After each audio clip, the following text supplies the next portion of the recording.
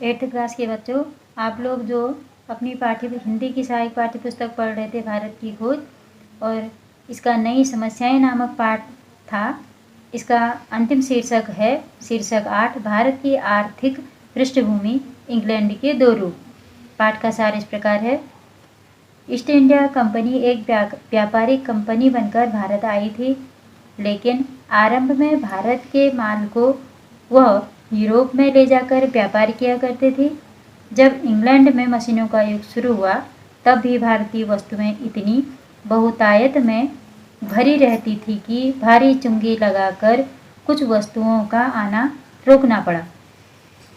लेखक नेहरू स्पष्ट लिखते हैं कि भारत का अर्थतंत्र चाहे कितना ही विकसित हो रहा हो, वह बहुत दिनों तक उन देशों के माल से मुकाबला नहीं कर सकता था जिन देशों का औद्योगिकरण हो चुका था। इंग्लैंड दो रूपों में पनप रहा था, एक मिल्टन तथा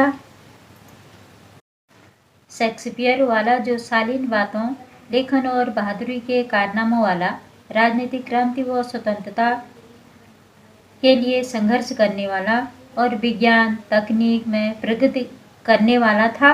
और दूसरा रूप था इंग्लैंड की बर्बर दंड संहिता, नृशंस व्यवहार, सामंतवाद से घिरा हुआ। लेखक आगे लिखते हैं कि जिस समय संयुक्त राज्य अमेरिका ने स्वाधीनता प्राप्त की, उस समय भारत ने अपनी स्वाधीनता खो दी थी। संयुक्त राज्य अमेरिका ने शीघ्र ही नई विचारधारा से जुड़ना आरंभ कर दिया, जिससे वह निरंतर आगे बढ़ता गया। इसके विपरीत भारत अपनी परंपराओं और स्मृतियों से अलग नहीं हो सका, इसलिए उसे अधीनता के लिए अधिक समय तक जूझना पड़ा।